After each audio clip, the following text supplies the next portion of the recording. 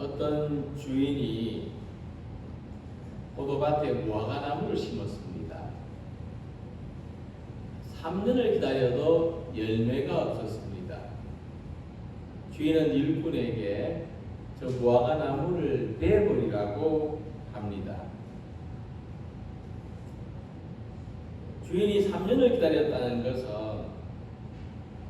무화과나무를 심어놓고 3년을 기다린 게 아니고 무화과나무가 열매를 맺어야 되는 시기로부터 3년을 기다렸다는 뜻입니다. 그래서 어림잡아서 계산해 보면 주인은 최소한 8년을 기다리는 겁니다.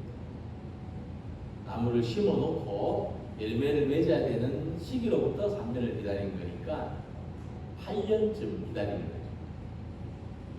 근데 열매가 없으니까 찍어버리라 하는 겁니다. 하지만 일꾼은 주인에게 이렇게 간청합니다. 주인이여, 겁전에도 그대로 두소서.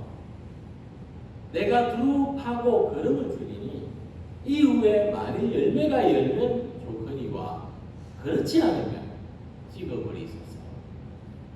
이 비유에 등장하는 관리는, 이 일꾼은 굉장히 책임감이 강한 사람입니다.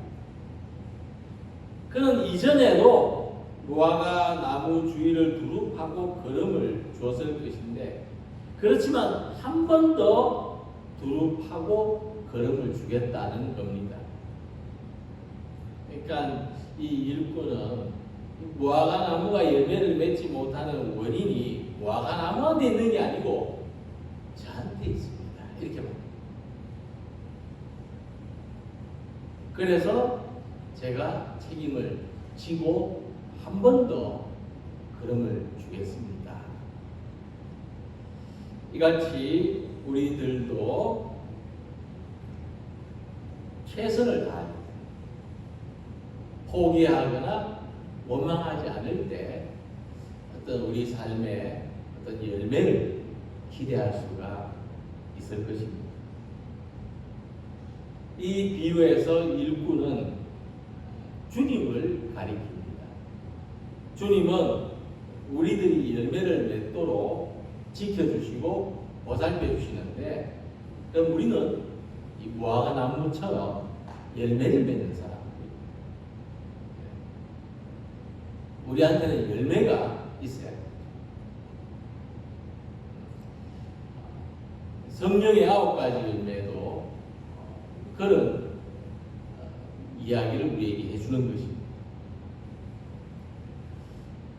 오늘 본문에서 보면 우리에게서 나오는 열매가 어떤 열매이냐, 믿음의 열매라는 것을 생각해 볼 수가 있습니다.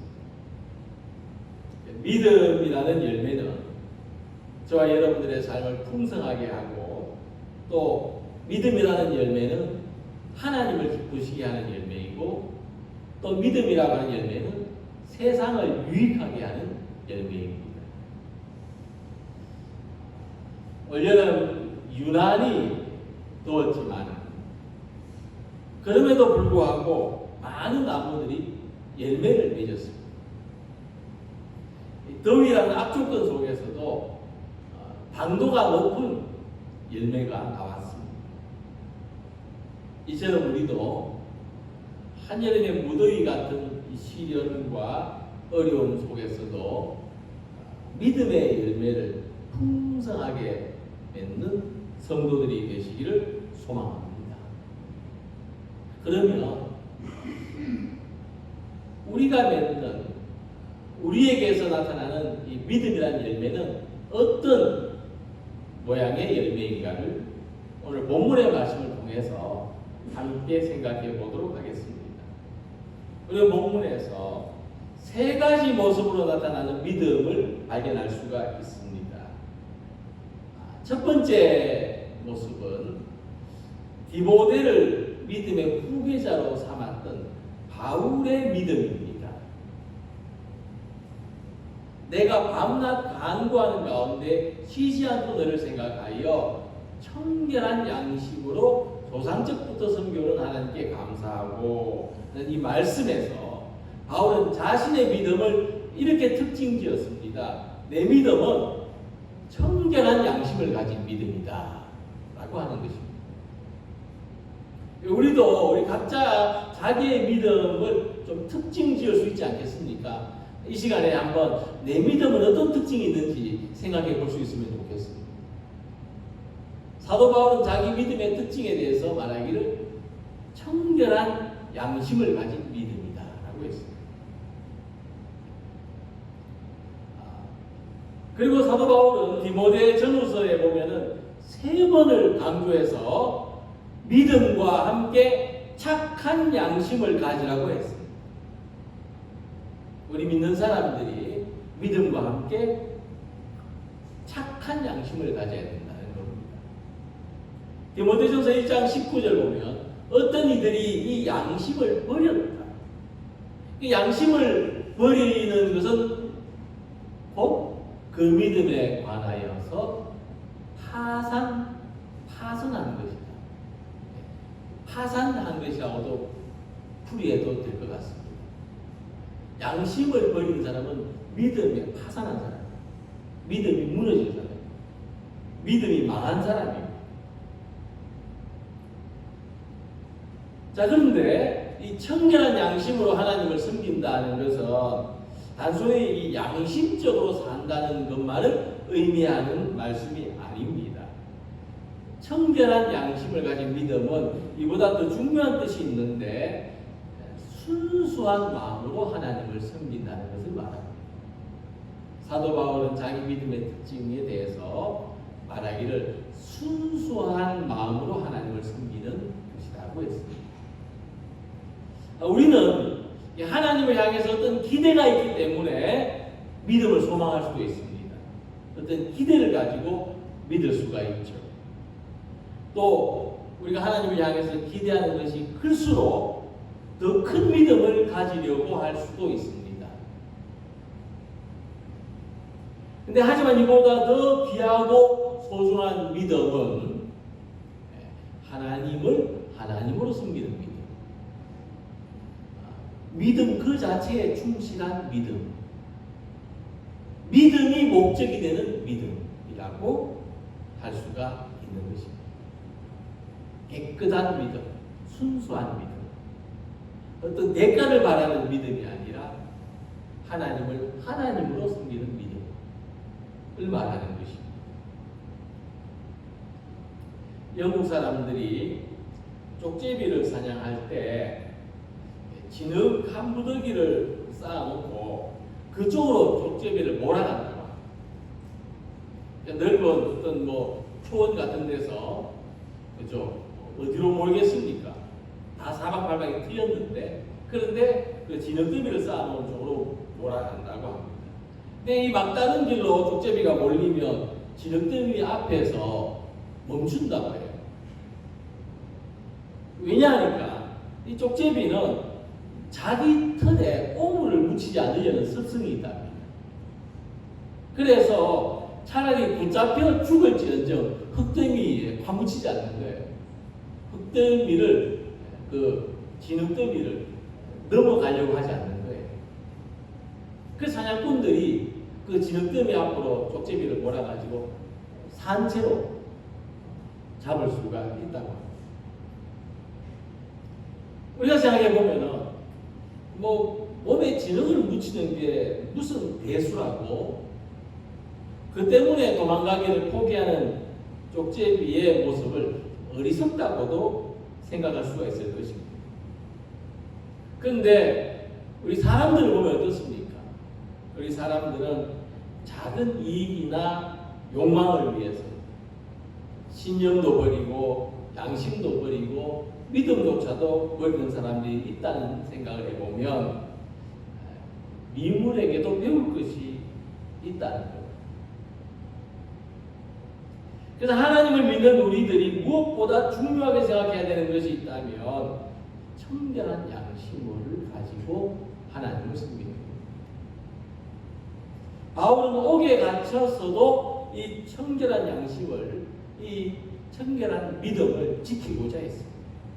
차라리 죽을지언정 이 믿음을 지키겠다고 합니다.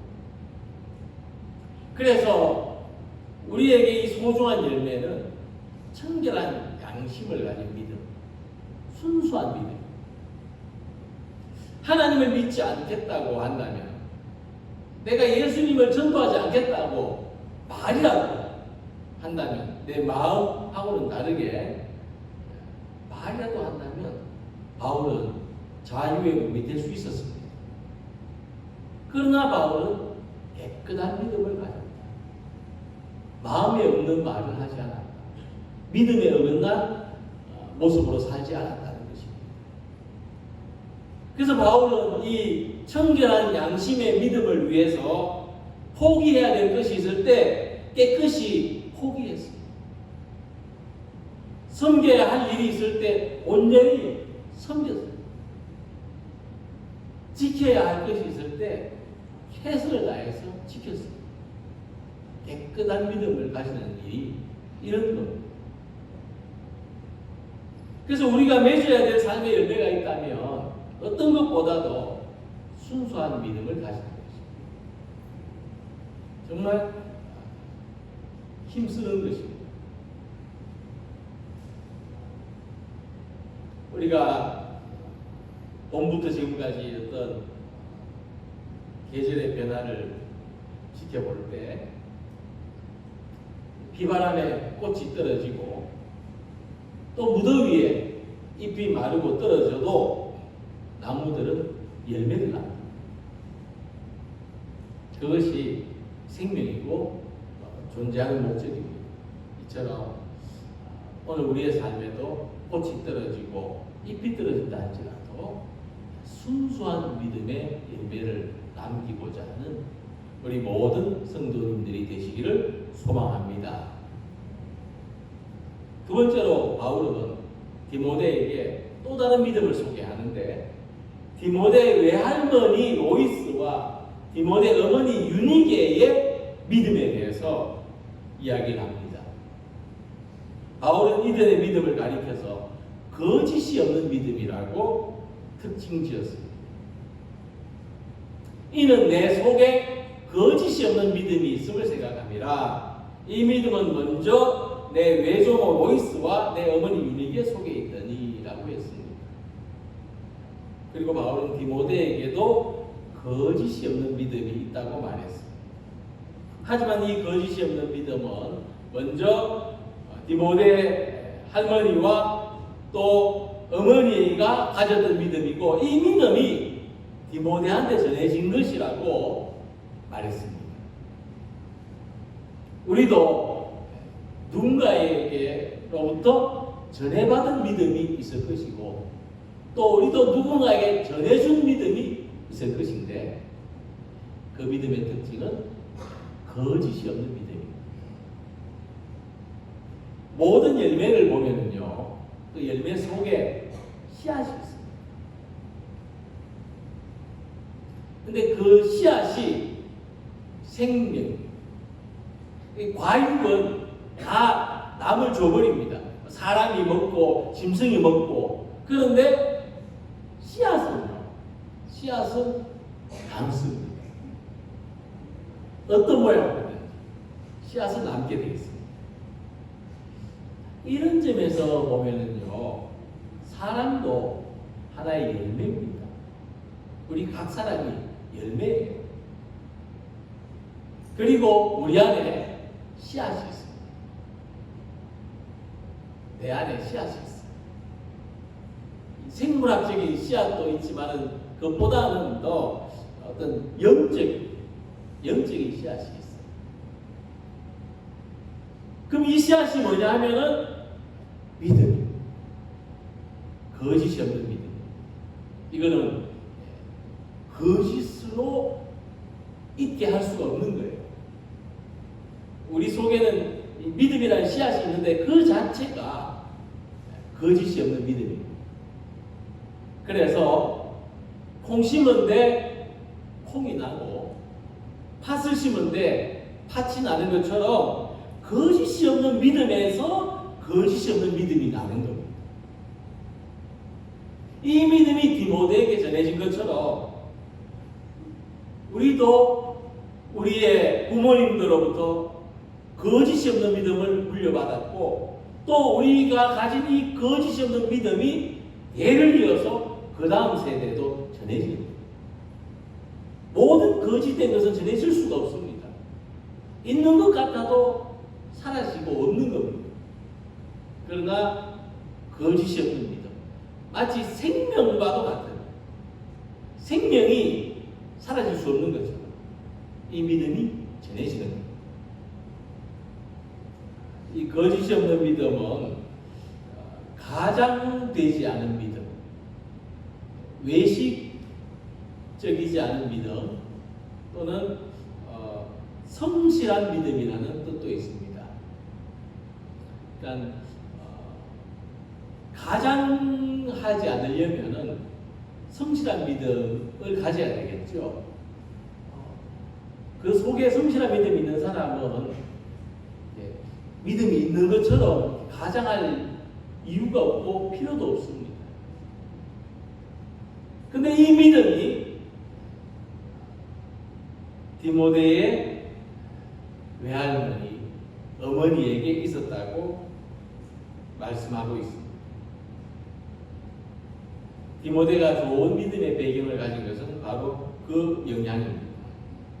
그래서 모든 사람이 성실한 믿음을 가진다면 이보다 더 좋은 일이 없겠지만은 그러나 한두 사람이라도 성실한 믿음을 가지고 있다면 이 믿음이 다른 사람들에게 반드시 전해집니다.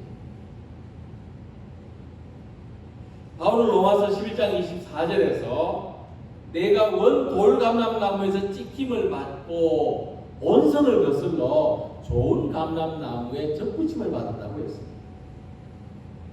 감람나무는 아주 자연 상태에 돌감람나무가 있는가 하면 개량이 되어서 정말 과수원에 심어지는 그런 감람나무가 있는데 그 접붙임을 통해서 개량이 되는 것을 이야기합니다. 무슨 이야기냐면은 디모데에게는 바울과 같은 좋은 믿음의 전수자가 있었다는 것입니다.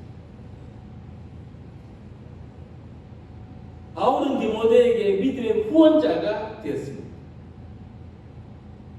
우리들에게도 바울처럼 기도해주는 믿음의 전수자들이 있고 또 믿음의 멘토들이 있습니다.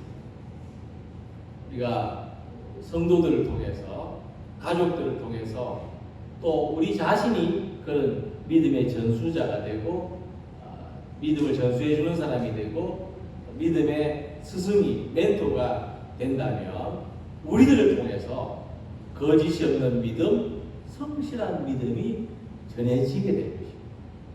우리 다음 세대로 이어지게 되는 것입니다.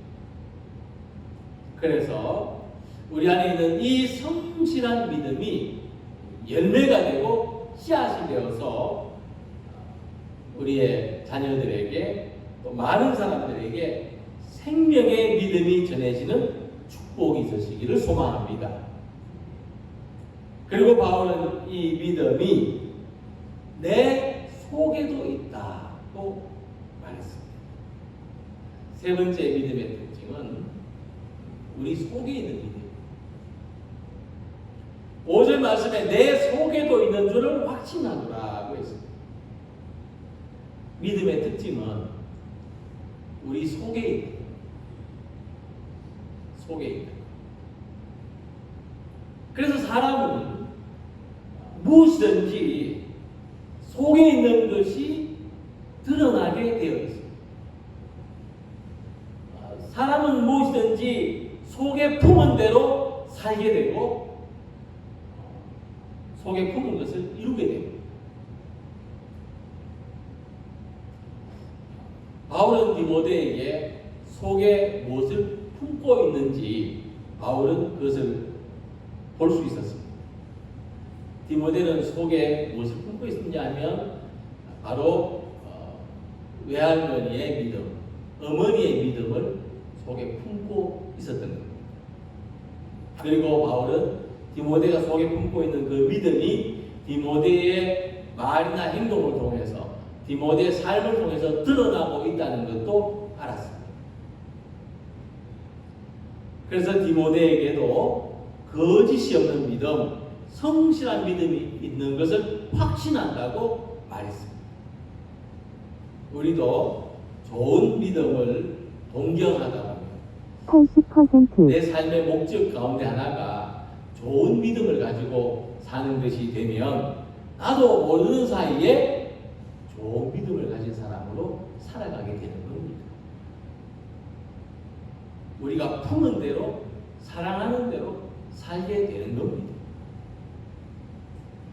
유대인 철학자 이 마르틴 부버라는 사람이 있는데 유대인들의 전설을 참고로 해서 재미있는 이야기를 했어요. 구약 성경에 나오는 에녹의 직업이 뭐냐면은 신발을 만드는 사람이라고 했어요. 샌들을 만드는 사람. 유대인들이 신는 신발. 에녹의 직업이래요. 성경에는 안 나오는데 아마 유대인들의 전설에 그런 이야기가 있는 것 같습니다. 그 어떤 이야기를 하냐면은 에녹이 이 가죽의 위쪽과 아래쪽을 바늘로 한 땀 한 땀 꿰맬 때마다 자신도 이렇게 하나님과 꿰매지기를 소망했다. 그렇게 말했어요. 왜 그 피터팬이라는 그 동화를 보면은요, 이 피터팬이 이 그림자가 있는데 이 그림자가 지 맘대로 돌아다녀가지고 피터팬이 이 그림자 때문에 굉장히 힘들어하는 그런 모습이 나오거든요. 동화 속 이야기죠. 그림자가 지 멋대로 움직여요. 이런데 하나님이 실체시라면 우린 그림자예요. 우리가 하나님을 따라 움직여야 되는데 사실 우리는 지 맘대로 움직이잖아요. 하나님하고 떨어져가지고. 그래서 에녹은 그 가죽신을 꿰맬 때마다 하나님, 내가 하나님하고 꿰매지게 하고 있었어요. 그래서 에녹이 평생도록 하나님과 동행한 사람이었다. 우리도 하나님하고 꿰매지면, 우리도 하나님의 그림자가 되어 살기를 소망하며 하나님과 평생도록 동행하는 사람이 되는 거죠. 무슨 이야기냐면요, 믿음은 어떤 특별한 일을 통해서 드러나는 것이 아니라 우리의 일상을 통해서 우리가 직업적인 일을 하는 순간에도 이 믿음이 우리의 삶으로 드러날 수 있다는 것을 말하는 거예요. 그것을 에녹의 이야기로 말하는 거죠. 하나님은 우리 일상 속에 있습니다. 우리는 우리의 일상이 하나님하고 연결되어 있습니다. 꿰매져 있습니다. 마태복음 7장 20절에 이름으로 그들의 열매로 그들을 알리라고 주님 말씀하셨는데 열매를 보면 나무를 알 수가 있다는 말씀이죠. 그러니까 우리 속에 있는 어떤 것이든지 겉으로 드러날 수밖에 없고 특히 믿음이 그러하다. 그래서 열매가 그 나무를 알게 한다면 우리가 어떤 사람인지는 우리가 가진 믿음이 아니야. 내가 가진 믿음의 특징이 곧 내가 어떤 사람인지를 알게 해줘요. 자, 이와 같은 말씀을 따라서 생각해 볼 때에 우리의 마음이 어떤 동기를 일으킵니다. 우리의 마음이 무언가를 하게 만들죠. 우리의 마음이 어떤 삶을 살아가게 만듭니다. 그리고 그 동기가 열매를 맺는. 그럴 때에 우리 속에 믿음이 열매 맺히기를 소망합니다. 믿음의 열매를 맺는 우리 모든 성도들이 되시기를 소망합니다. 그럼 우리 동기가 어찌해야 되겠어요? 내가 어떻게 살든지 믿음으로 살아야 되겠구나 하는 것이 동기가 돼요. 내가 무엇을 하든지 내가 하물며 가죽신을 꿰매는 일을 하더라도 그게 내 직업이라 하더라도 믿음으로 살아야 되겠구나. 그래서 우리에게서 아름다운 것이 드러나고 믿음이란 열매가 드러나는 성도들이 되시기를 소망합니다. 우리 모두가 나무예요. 우리 모두 한 그루 한 그루 나무들입니다. 어떤 나무요? 믿음의 열매를 맺는 나무들입니다. 주님이 우리의 삶에 이 열매를 맺을 수 있도록 우리를 보살피시고 은혜의 걸음을 주시고 인내하심으로 우리와 함께 하십니다. 결국 우리의 삶의 열매는요, 저금 통장에 모아놓은 돈이나 어떤 땅이나 이런 것들이 아니고요. 결국 우리 삶의 열매는, 우리가 마지막에 남길 열매는요, 믿음. 그거 남기고 가는 거예요. 그거 물려주는 겁니다. 그거 가장 귀하게, 가장 값지게 남기는 거예요.